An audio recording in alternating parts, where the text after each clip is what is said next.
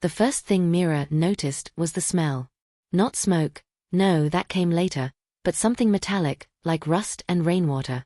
It lingered in the air as she stepped out of her car, heels crunching softly against the gravel driveway of her childhood home. The banyan tree still stood tall at the edge of the property, its roots thick and tangled like old secrets refusing to die. She hadn't been back in 12 years. Not since the night her family was torn apart. A single light flickered inside the house. Meera tightened her jaw. That shouldn't be possible. The property had been abandoned after the incident, sealed off by authorities, left to decay along with the rumors that clung to it. Yet here it was, alive again, or pretending to be. She reached into her coat pocket, fingers brushing against the cold steel of a small handgun. She wasn't here for nostalgia. She was here for answers. 12 years earlier. The house had been full of laughter that evening. Meera remembered that much clearly. Her father's booming voice echoing through the halls, her mother scolding him playfully, her younger brother Ariv chasing her around the dining table with a stolen piece of bread. Normal. Warm. Safe. Until the men came. They didn't knock. The front door burst open, wood splintering under the force. 4 men in dark clothing flooded into the house like shadows given form. Meera froze halfway down the staircase, unseen, her small hands gripping the railing as her world unraveled below. "Where is it?" one of them demanded. Her father stood between them and the rest of the family. "You're making a mistake," he said, voice steady but eyes sharp. There was no mistake.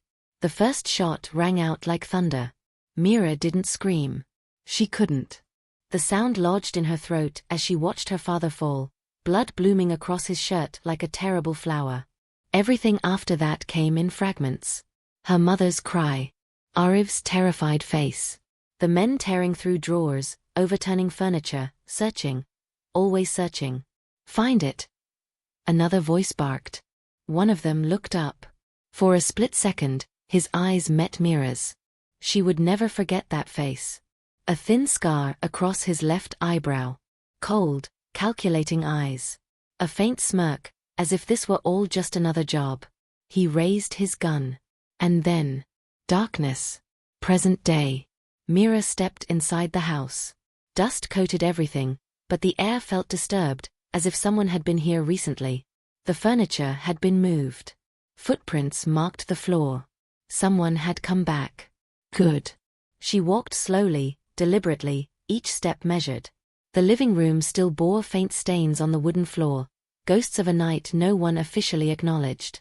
The case had gone cold within weeks. Robbery gone wrong, they said. Meera knew better. Her family had been hiding something. And those men had come for it. She crouched near the old fireplace. The bricks had been loosened. Recently. A hiding place.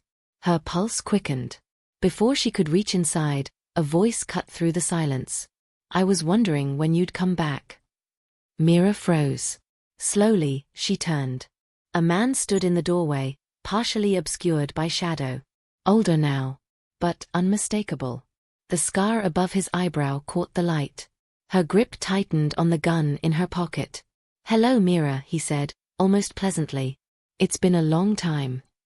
If you want, I can continue with part 2, where Meera confronts him and begins uncovering what her family was really hiding." Meera didn't reach for the gun. Not yet. Her fingers stayed curled around it inside her coat pocket, steady, controlled. 12 years of imagining this moment, and now that it was here, she refused to rush it. "You're older," the man said, stepping further into the room. The light caught his face more clearly now. The scar hadn't softened with age. If anything, it made him look sharper, more deliberate. But the eyes. "I remember those." "I remember yours too," Meera replied, her voice calm in a way that surprised even her. "You should have killed me when you had the chance." He smiled faintly. "Maybe. Or maybe I knew you'd come back eventually." A beat of silence stretched between them. "Who are you?" she asked. The man tilted his head slightly, as if considering how much truth to offer. "Names don't matter as much as you think. They do to the dead." That seemed to amuse him. "Fair enough. You can call me Raghav." Meera filed the name away, though she doubted it was real. "You've been here," she said, glancing briefly at the disturbed fireplace. "Looking for something you didn't find 12 years ago." Raghav's expression didn't change, but his eyes sharpened. "And you think you'll find it?" "I think you're desperate enough to come back after all this time," Meera said. "Which means whatever my family had, it's still valuable." "Valuable?" He let out a quiet chuckle. "That's one way to put it. Then what's the other?" "Dangerous." The word lingered in the air. Meera took a slow step to the side, subtly shifting her angle. She wanted him in full view, wanted space to react if he moved. "My father told you it was a mistake," she said. "It wasn't, was it?" Raghav didn't answer immediately. Instead, he walked toward the fireplace, stopping just short of where Meera had crouched moments earlier. He looked down at the loosened bricks. "He was a stubborn man," Raghav said at last. "Principled. That's rare." "You killed him?" "Yes." The bluntness of it hit harder than she expected. Meera swallowed the surge of anger rising in her chest. "Not yet. Anger made people sloppy. And my mother? My brother?" She pressed. Raghav's jaw tightened almost imperceptibly. Collateral damage. Something in Meera's control cracked, but only for a second. "Say that again," she said quietly. He met her gaze, unflinching. "You want me to lie? Pretend it meant more than it did? We were there for one thing. Your father chose not to cooperate." "He was protecting something," Meera said. "Something you still don't have." Raghav finally looked at her with genuine interest. "And you think you do?" "I think he expected this," she said. "Expected you to come back. Maybe even expected me to." That gave him pause. For the first time, Meera saw uncertainty flicker across his face. "Good. You've been searching for 12 years, she continued. Breaking into safe houses, chasing leads, coming back here like a ghost who can't move on. That doesn't sound like a man in control. Raghav's smile faded. "You've been busy," he said. "I wondered what kind of person you'd become after that night. Looks like you didn't waste the trauma." Meera didn't respond. Because he was right. She hadn't wasted it. Every year since that night had been built on one purpose: learning, training, becoming someone who could stand here without fear. Someone who could finish what had started. "You're not the only one who's been looking," she said. Raghav studied her carefully now. "What did he leave you, Meera?" There it was. Not if, but what. She let a small, knowing smile touch her lips. "You tell me why you want it first." Raghav exhaled slowly, as if weighing the cost of honesty. "When your father refused us," he said, "he didn't just defy a group of men. He defied an organization that doesn't forget, doesn't forgive." Meera's mind sharpened around that word.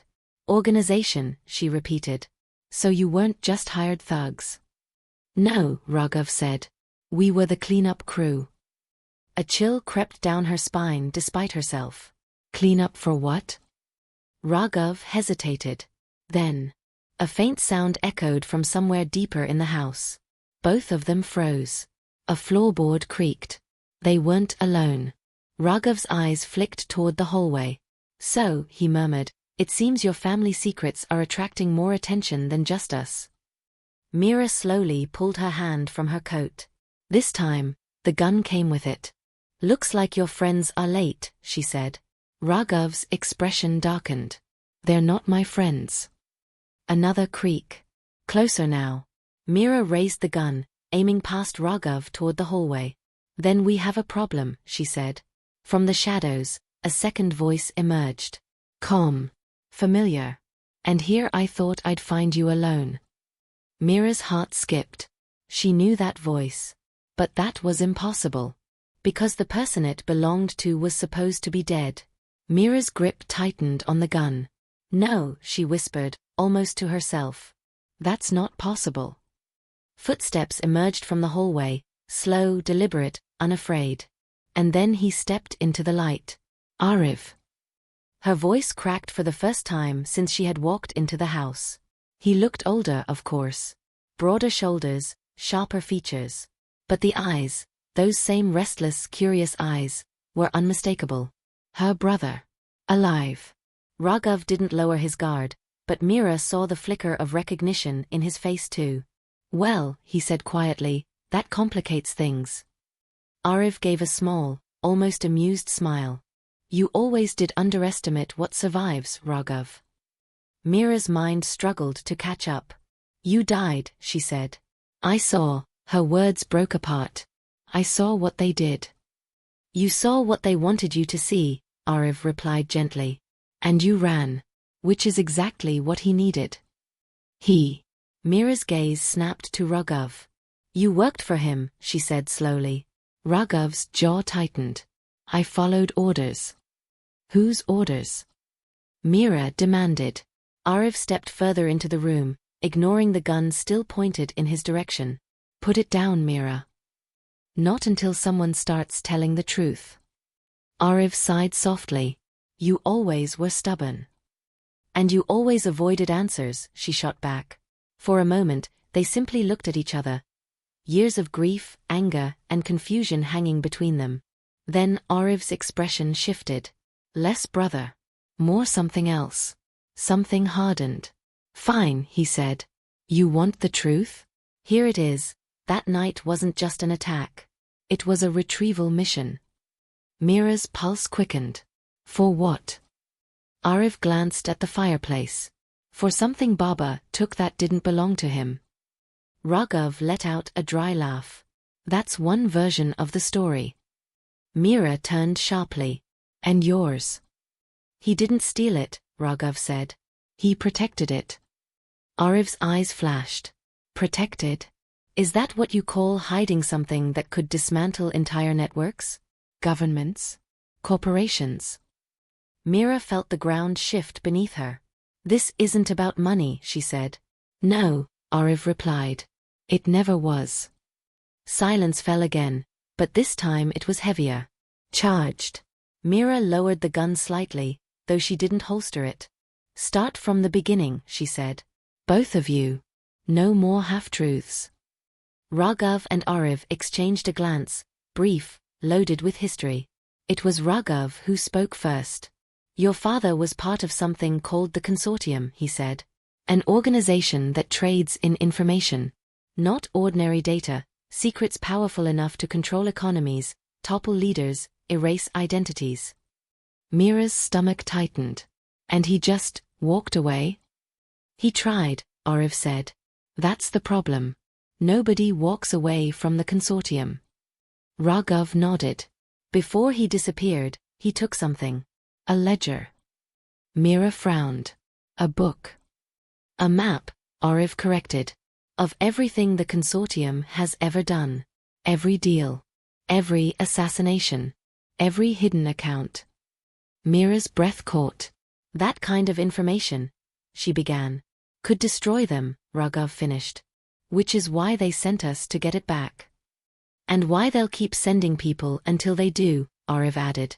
Meera's thoughts raced. So that night. You were never the target, Raghav said. None of you were. We were supposed to retrieve the ledger and leave. But Baba refused, Arif said quietly. And people died because of it, Raghav finished. The weight of that truth settled heavily in the room. Meera looked at her brother. If you knew all this, why didn't you come find me? Arif hesitated. And in that hesitation, Meera felt something shift again, something darker. Because I couldn't, he said at last. That's not an answer. It's the only one you're getting right now. Try again, Meera said, raising the gun slightly. Raghav watched the exchange carefully, saying nothing. Arif's expression hardened. I stayed close to the Consortium, he said. Closer than anyone who wants to live should. I needed to know where the ledger was. Who had it? Meera's eyes narrowed. And? She pressed. Arif met her gaze. It was never lost, he said. The room seemed to shrink. What do you mean? Meera asked slowly. Arif's eyes dropped, to her coat. To the inside pocket. Where the gun had been. Where? Understanding hit her like a Her hand moved instinctively, slipping into the pocket. Past the gun. To the thin, worn object she had carried for years without fully understanding it. A small, leather-bound notebook. Her father's journal. The one thing she had taken the night she escaped. The one thing she had never let go of. Meera pulled it out slowly. Raghav's breath stilled. Arif gave a faint, almost relieved smile. Now you understand, he said. Why everyone came back. Meera stared at the notebook. Then at them. All those years.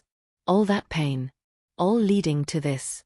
So this is what they killed our family for, she said. Arif's expression darkened. No, he said quietly. This is what they'll kill the rest of the world to protect. A sudden crash shattered the moment. Glass exploded inward from the windows. Voices shouted. Boots thundered across the porch. Raghav cursed under his breath. Too late. Meera snapped her head toward the door. How many? She asked. Arif's voice was calm, but urgent. Enough. Meera tightened her grip on the notebook, then raised her gun. Her voice was steady again. Good, she said. For the first time in 12 years. I'm ready. The first man through the door didn't even get a word out. Meera fired once. Clean. Precise. He dropped before his body fully crossed the threshold. The room erupted into chaos. Move. Arif shouted. Raghav was already in motion, flipping the heavy wooden table onto its side for cover as bullets tore through the walls. Splinters burst into the air. Glass crunched under boots as more figures poured in from the shattered windows. They were fast. Disciplined. Not hired muscle. Consortium. Meera ducked behind the overturned table, her heart steady despite the storm around her. 12 years ago, she had frozen. Not tonight. Back exit. Raghav yelled over the gunfire. We can't hold them here. No, Arif snapped. If we run now, they'll hunt us separately. We end it together, or not at all. Meera glanced at him. There was no fear in his face. Only resolve. And something else. Something she didn't entirely trust. A bullet slammed into the table inches from her hand. She shifted position, firing twice in quick succession. Another attacker fell, but more replaced him instantly. They're not here to negotiate, she said. They never are, Raghav replied grimly. A figure stepped into the doorway behind the others. And suddenly, everything slowed. The attackers stopped advancing. Lowered their weapons. Made space. Power had entered the room. The man who walked in didn't rush. Didn't need to. Control radiated from him like heat. Well, he said, his voice smooth, almost conversational. This is more reunion than I expected.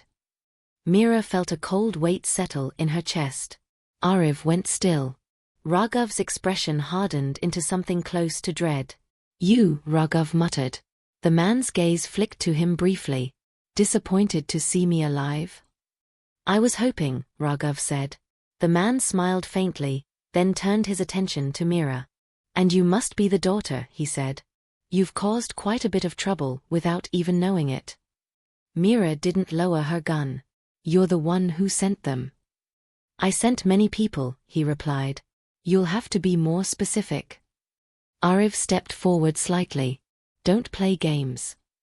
The man's expression shifted, subtle but real. Careful, he said. You're still alive because I allow it. Meera's eyes flicked between them. You know him. Arif didn't answer. Raghav did. He's not just consortium, Raghav said quietly. He runs it. The realization hit hard. This wasn't a soldier. This was the head. The reason her family was gone. What's your name? Meera asked. The man tilted his head, as if amused by the question. You can call me Dev, he said. Meera committed it to memory. All right, Dev, she said. Let's skip to the end. You want this? She held up the notebook. Every gun in the room subtly shifted toward her. Dev's eyes sharpened. Yes, he said simply. Then come take it. A flicker of something, approval, crossed his face. I admire the spirit, he said. But you misunderstand your position. No, Meera said. I think I finally understand it perfectly. She took a step back. Closer to Ariv. I'm the only reason you're not burning this place to the ground. Dev smiled faintly. You think that gives you leverage? I know it does. Silence stretched. Then Dev exhaled softly. Very well, he said. Let's negotiate. Raghav scoffed under his breath. That's new. Not really, Dev replied. Just rare. His gaze returned to Meera. Give me the ledger, he said, and I let you walk away. Both of you. Meera didn't respond immediately. Instead, she looked at Ariv. This is the part where you tell me not to trust him, she said. Ariv's expression was unreadable. Don't trust him, he said. Dev chuckled. Loyal to the end. Admirable. Or predictable, Raghav muttered. Meera's grip tightened on the notebook. Let me ask you something, she said to Dev. If I give this to you, what happens next? Dev didn't hesitate. Everything goes back to the way it was. People keep dying, she said. People always keep dying, Dev replied calmly. The difference is whether it's controlled or chaotic. Meera shook her head slightly. That's not control, she said. That's fear. And fear, Dev said, is the most reliable system humanity has ever created. A beat passed. Then Meera smiled. Not warmly, not kindly, but with clarity. You killed my family for a book, she said. Dev corrected her gently. For what's inside it? Same difference, she said. And then she tore out the first page. The sound was small. But in that room, it landed like an explosion. Dev's smile vanished. Don't, he said sharply. Too late. Meera ripped another page. And another.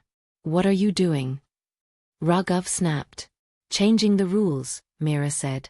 Ariv stared at her, something like shock breaking through his composure. You destroy that, he said, and we lose our only leverage. No, Meera replied. He loses his. Dev took a step forward. Every weapon in the room rose again. Stop, he said, his voice no longer calm. Meera held up a torn page. You said fear is power, she said. Then she smiled again. Let's see how you handle it. She struck a match and pressed it to the paper. Flame bloomed instantly. Dev moved. So did everyone else. Gunfire exploded. The room descended into violence again. But this time, it wasn't about retrieval. It was about survival. And as the fire began to spread, curling up the edges of secrets that had ruled lives for decades, Meera made her choice. Not revenge. Not justice. Something far more dangerous. Freedom. The fire didn't spread like a normal fire. It devoured. Pages of the ledger curled into ash almost instantly, as if they had been waiting years for this exact moment. Smoke thickened in the room, turning light into something fractured and unstable. Dev's voice cut through it all. Seal the exits.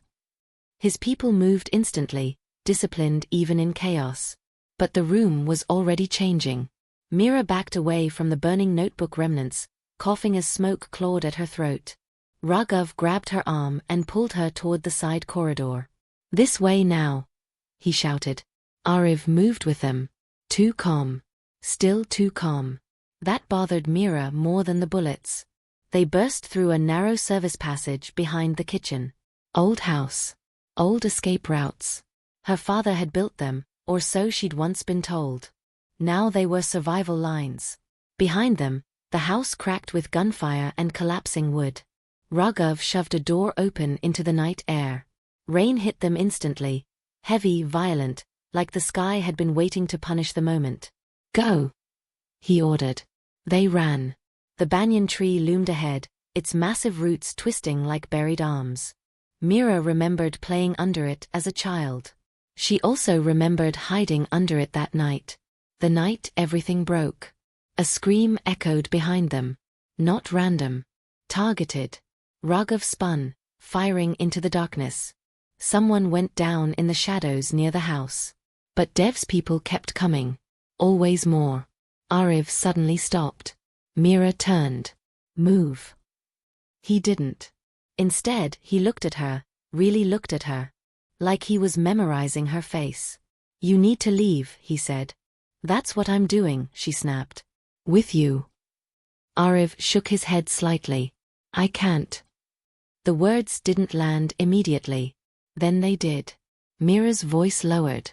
What did you do? Raghav tensed beside them. Ariv took a step back toward the house. I was never just searching for the ledger, he said quietly. I was ensuring it stayed exactly where it needed to be until the right moment. Meera's stomach dropped. No, she said. You didn't. A faint, sad smile touched Ariv's face. I did, he said. Raghav cursed under his breath. You brought them here. Ariv didn't deny it. That was answer enough. Meera felt something inside her go still. Not broken. Not yet. Just still. All this time, she said slowly, you were working with him. With balance, Ariv corrected. The consortium doesn't survive chaos. It survives structure. And Dev, he glanced back at the burning house, was losing control of that structure. Raghav raised his gun. Step away from her, he said coldly. Ariv didn't move. You don't understand what happens if that system collapses, Ariv said. Countries fall. Markets implode. Wars start without anyone pulling triggers. Meera laughed once. A sharp, disbelieving sound. So you let our family die to preserve order? Ariv's eyes softened slightly. No, he said. I let them die because father chose to protect the ledger instead of using it to control what it could prevent. That hit harder than the fire behind them. Meera stared at him. You're not making sense, she said. I am, Ariv replied. You just don't like the answer. Raghav stepped closer. This ends now, he said. But Ariv shook his head again. No, he said quietly. It ends where it started. He reached into his coat. Meera raised her weapon instantly. But he wasn't reaching for a gun. He pulled out a small device. Black. Smooth. Familiar in a way she couldn't place. Raghav's eyes widened. No, he said sharply. You don't have clearance for that. Ariv looked at Meera. I needed you here, he said. Meera froze. What? Ariv activated the device. A faint pulse of light spread outward. And suddenly, somewhere deep beneath the house, something responded. A low vibration. A mechanical awakening. Meera's breath caught. What did you just do? She demanded. Ariv exhaled. I finished what father started. The ground beneath the banyan tree shifted. Not metaphorically. Physically. Stone plates, hidden under decades of soil and roots, began to separate. A sealed entrance, long buried, emerged slowly from the earth like something waking up after a long sleep. Raghav stepped back instinctively. That wasn't in the reports. No, Ariv said. Because only family could open it. Meera stared at the opening forming beneath the tree. A stairwell. Descending. Deep. Dark. Dev's voice echoed from the house behind them, furious now, no longer controlled. Stop them. Gunfire intensified. Raghav grabbed Meera's arm. We go down or we die here. Meera didn't move. She was staring at Ariv. You planned this, she said. Ariv nodded once. Yes. A pause. Then Meera asked the only question that mattered. Was any of it real? Ariv hesitated. For the first time. And that hesitation told her everything. Before he could answer. A bullet struck him. Ariv staggered. Meera reacted instantly, pulling him down as Raghav returned fire into the trees. Go. Raghav shouted again. Now. Meera dragged Ariv toward the opening. His breathing was uneven. Blood darkened his shirt. But he still managed to speak. You have to finish it, he said. I don't care about your system, Meera snapped. Just stay alive. A faint smile. Still stubborn, he whispered. Then his grip loosened. Not fully gone, but slipping. Meera lowered him onto the stone edge. "Don't you dare die here," she said. Ariv looked at her one last time. And for the first time since he returned, he didn't look like a strategist. He looked like a brother. "I'm already part of it," he said quietly. "You're the one who gets to choose what it becomes next." Then his eyes closed. Not dead, but fading. Raghav appeared beside her. "Meera, we have to move." She looked at the open passage beneath the banyan tree, then back at the burning house, then at Ariv. And finally, she made her decision. "Go," she said. Raghav frowned. "What?" "I'll finish this," she said. "That's suicide." Meera shook her head. "No," she replied. "It's the end of their story."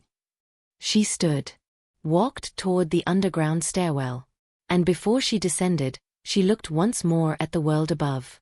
Fire, rain, blood, family. Then she stepped into the dark, and the door sealed behind her. The stairwell didn't feel old. It felt maintained. That was the first thing Meera noticed as she descended. Not dust, not rot. Instead, smooth stone, faint embedded lighting that flickered to life as if recognizing her presence. The air changed with every step, cooler, heavier, more controlled. Like the world above was noise, and this place was silence made physical. Behind her, the entrance sealed with a deep mechanical thud. No turning back now. Meera exhaled slowly and kept going. The stairs opened into a vast chamber. It shouldn't have existed under an abandoned family estate. But it did. Rows of servers lined the walls, silent towers of blinking lights and pulsing systems. Not ancient relics. Active infrastructure. Alive. At the center stood a circular console, surrounded by glass panels etched with symbols she didn't recognize at first. Then she did. Names. Dates. Transactions. Lives. Not a ledger in paper form. A living archive. Meera stepped forward slowly. "This is what he hid," she whispered. A soft voice answered. "You're late." She spun around.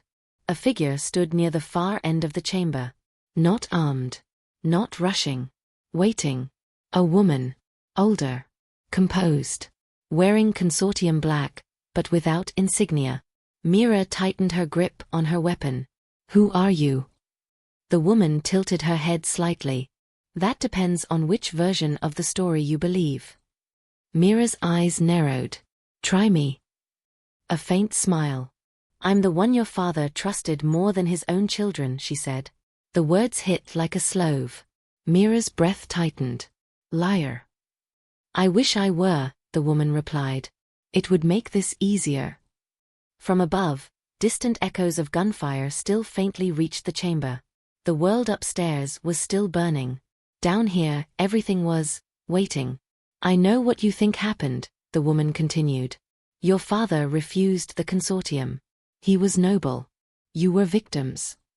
Meera didn't answer, because she wasn't sure anymore. The woman stepped closer, hands visible, calm. "But that isn't the full truth," she said. "Your father didn't just refuse us." A pause. "He tried to replace us." Silence swallowed the chamber. Meera's voice dropped. "Replace you with what?" The woman gestured to the glowing system around them. "With accountability." Meera blinked. "That's not a crime." The woman laughed softly. "In theory," she said. "In practice, it destabilizes everything we built." Meera shook her head slightly. "Built on what? Death? Control?" "Order," the woman corrected. "A fragile one, but still order." Meera took a step forward. "My father was killed for order?" "No," the woman said gently. "He was killed because he was about to release this system to the world." She gestured at the chamber. "The ledger doesn't just record corruption," she said. "It can reconstruct it. Identify every hidden structure. Expose every chain of power. But also, collapse systems that rely on secrecy to function." Meera stared at it. "So Ariv was right," she said slowly. "It destroys everything." It reveals everything, the woman corrected. What people do with that truth is what determines whether civilization survives it. A distant explosion shook the ceiling above them. Dust fell like ash. Meera didn't flinch. "You killed my family," she said. The woman's expression softened, just slightly. "No," she said. "We didn't." A beat. Meera's grip tightened. "Don't," she warned. The woman nodded slowly. "Your father did." The words landed wrong. Too heavy. Too precise. Meera shook her head. "No. He activated the first release protocol," the woman continued. "He attempted to broadcast partial ledger fragments globally. Not the full truth, but enough to trigger collapse in multiple financial and political systems." Meera felt the ground shift again, but not physically this time. Emotionally. "That night wasn't an extraction," the woman said. "It was a containment failure." Meera's voice sharpened. "And my mother? My brother?" The woman hesitated. For the first time. And that hesitation mattered more than anything else she'd said. "Your mother died in the crossfire," she said quietly. "Ariv was never meant to be there." Meera's eyes burned. "And me?" she asked. Silence. Then, "You were the variable," the woman said. "Your father protected you by making sure you ran." Meera laughed once. Empty, sharp. "Protected," she repeated. The woman nodded. "He believed you were the only one who could survive what came next." Meera stepped closer to the console. "I don't care what he believed," she said. "I care what you did." The woman studied her carefully. Then said something unexpected. "Then finish it." Meera froze. "What?" The woman gestured toward the system. "Your brother is upstairs controlling a partial activation," she said. "Raghav is fighting consortium cleanup forces. Dev is trying to regain control of both surface and system access." A pause. "This can go one of three ways," she continued. Meera's eyes narrowed. "And what are they?" The woman's voice was steady. "Control returns to the consortium. Everything collapses. Or you decide what survives." Meera stared at her. "You're giving me power," she said slowly. "No," the woman replied. "I'm returning responsibility." Another tremor shook the chamber. This one deeper. More violent. Systems around them flickered. Up above, war. Down here, decision. Meera looked at the console. At the truth her father built. At the lies it exposed. At the cost of everything it touched. And then she asked the only question left that mattered. "If I activate it fully, what happens to people like you?" The woman didn't look away. "We disappear," she said simply. Meera exhaled. "Of course you would say that." A faint smile returned. "No," the woman corrected. "We already are." A long silence followed. Then Meera stepped forward. Placed her hand on the console. The system responded instantly. Lights surged. Data streams awakened. The entire chamber came alive. And above them, the world began to shift. The moment Meera activated the console, the chamber stopped feeling like a hidden room. It felt like a heart restarting. Light flooded through the server columns in rhythmic waves, as if something vast and unseen was suddenly remembering how to breathe. Lines of data cascaded across glass panels, reflecting in Meera's eyes like fragments of lives she would never have time to understand. Above her, the world answered. A distant, deep tremor rolled through the structure. Not an explosion this time, something more systemic. As if reality itself had been nudged off balance. The woman behind her spoke quietly. "It has begun." Meera didn't turn. "What has?" "Exposure." Upstairs, the estate was no longer a battlefield in the traditional sense. It was collapsing into layers of competing control. Dev stood in the ruined courtyard, drenched in rain and ash, watching his systems fail in real time. His earpiece crackled with fragmented reports. Nodes dropping. Markets reacting. Security grids offline. He closed his eyes for a brief second. Then opened them again. Not defeated. deciding. Cut the root, he said calmly. A pause. Then, bring me the boy. In the burning remains of the house, Ariv lay half-conscious near the broken threshold. Raghav crouched beside him, bloodied but still moving, scanning the tree line for incoming threats. You really did it, Raghav muttered, almost impressed despite himself. You built the lock and handed them the key. Ariv's voice was faint. Not the key, he corrected. The choice. Raghav scoffed. People like Dev don't do choices. Ariv's eyes opened slightly. He will now. Footsteps approached through the rain. Too many. Raghav raised his weapon, but hesitated when he saw what they were carrying. A stretcher. And restraints. Looks like you're coming with us, one of Dev's men said. Raghav fired. The moment shattered into violence again. Deep below, Meera finally turned away from the console. Her expression had changed. Not softer. Sharper. Like something had finally aligned inside her. The woman watched her carefully. You've triggered global exposure. Financial networks, intelligence archives, private agreements, they're all destabilizing. Meera nodded once. Good. The woman frowned slightly. You understand what comes next? Meera looked at her. I understand what's been happening my whole life, she said. Just without names for it. A pause. Then she added. And I understand my brother lied to me. The woman didn't respond. That silence was answer enough. Above ground, Dev arrived at the banyan tree. Ariv was now kneeling, barely conscious, surrounded. Dev dismissed his men with a small gesture. Leave us. They hesitated. Then obeyed. Rain fell harder now, washing ash and blood into the roots of the tree. Dev crouched in front of Ariv. You always had potential, he said calmly.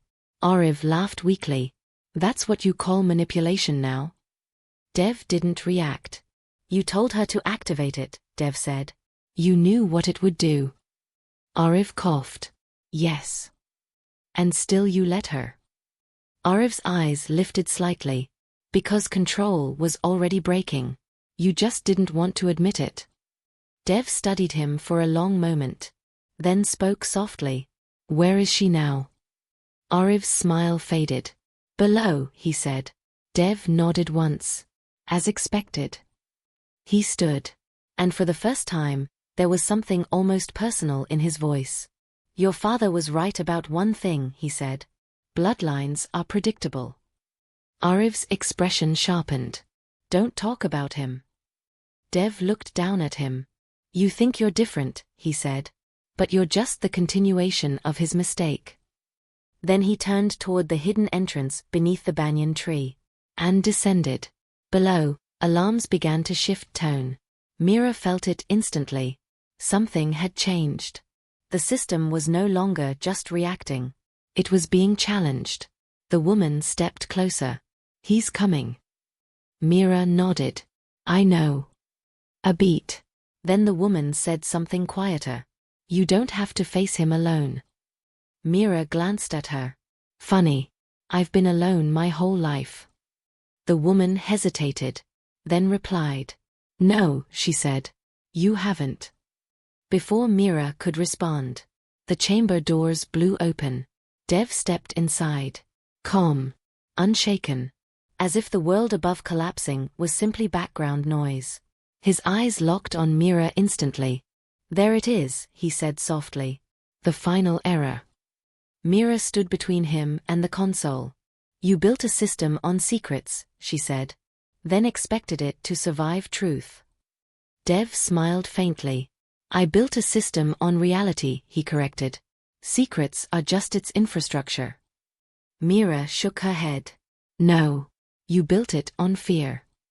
Dev stepped closer. And you built your rebellion on grief, he replied. Neither of us are clean. A silence stretched. Then Meera asked. Did you kill my family? Dev didn't hesitate. Yes. No justification. No softness. Just fact. Meera exhaled slowly. Good, she said. That gave him pause. She reached for the console again. Dev's voice sharpened. If you complete the cascade, you won't just destroy us. Meera looked at him. I know. You'll destroy everything built on top of us. I know. A beat. Dev studied her carefully. Then asked something unexpected. Is that what you want? Meera thought about the house. The fire. Ariv's lies. Her father's secrets. The years of absence shaped like wounds. And then she answered honestly. No, she said. I want it to stop mattering. A pause. Then she activated the final sequence. The chamber lit up like a second sunrise underground. Dev moved instantly. But too late. The system locked him out. For the first time, control didn't recognize him. It recognized her. Dev froze. Not angry now. Just still. You don't understand what you've done, he said quietly. Meera looked at him as the system began to rewrite itself around them. Maybe, she said.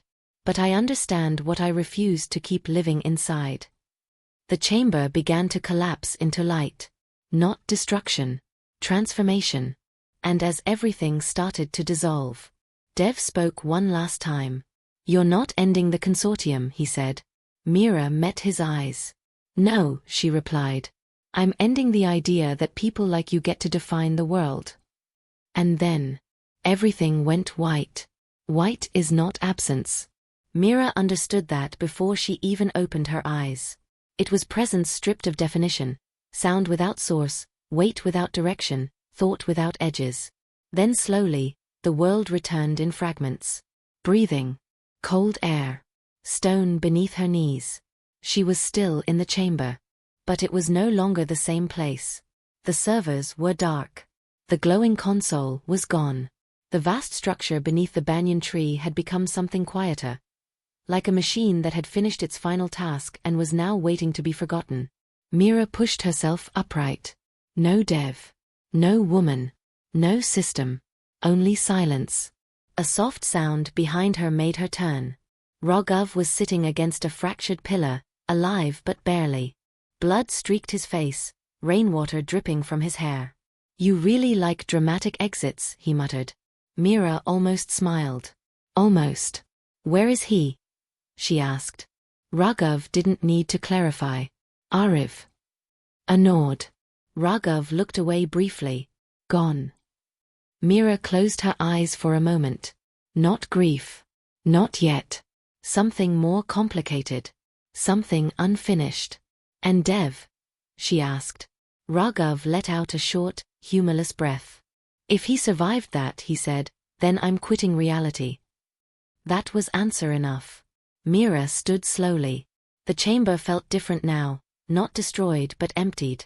As if whatever had animated it had been carefully withdrawn rather than shattered. She walked toward the center. Where the console had been. There was nothing there now except a shallow circular imprint in the stone. Like a memory pressed into the world. Raghav watched her. What did you do exactly? He asked. Meera didn't answer immediately. Because she wasn't sure how to explain it. Finally she said. I made it impossible to own. Raghav frowned slightly. That's not an answer. It is, she replied softly. Just not one that fits into their system anymore. Above them, the banyan tree groaned in the wind. When they climbed back up, the estate was unrecognizable. Not burning anymore. Not occupied. Just empty. As if the night had exhausted itself. Meera stepped out beneath the branches. Rain had stopped. The sky was still gray, but lighter now, like something heavy had been lifted from it. Raghav stood beside her. So what now? He asked. Meera looked at the house that had once held her childhood, her loss, and every lie built on top of both. I don't know, she said honestly. A pause. Then she added. But it's the first time that answer feels real. A few steps away, something caught her eye. Half buried in mud near the roots of the banyan tree. A small object. Meera crouched and picked it up. A worn leather notebook. Not her father's. A different one. She opened it slowly. Inside were names. Not just consortium members. But replacements. Contingency lines. New structures forming even as the old ones collapsed. Raghav saw it from behind her shoulder. "That's not possible," he said quietly. Meera turned a page. Then another. The system hadn't ended. It had adapted. Like it always did. A faint memory of Dev's voice echoed in her mind. "You're not ending the consortium. You're ending the idea that people like me define the world." Meera closed the notebook. Then looked up at the banyan tree. Its roots were deeper than the house. Deeper than the chamber. Deeper than any one system. Raghav spoke carefully. "We burned the ledger." Meera nodded. "We burned one version." Silence stretched between them. Then Raghav asked, "Are you going to keep going?" Meera didn't answer immediately. She thought of Ariv. Of Dev. Of her father. Of everything they had tried to control. And everything that had survived anyway. Finally, she said, "No." Raghav looked at her. Meera tightened her grip on the notebook. "I'm going to stop thinking this ends," she said. A beat. Then she added, "And start making sure it never becomes something stable again." She stood. Not a hero. Not a victim. Something in between. Something still moving. As they walked away from the banyan tree, the wind shifted slightly. And deep beneath the roots, in a place no longer lit or controlled, a single light blinked back on. Not loud. Not urgent. Just waiting.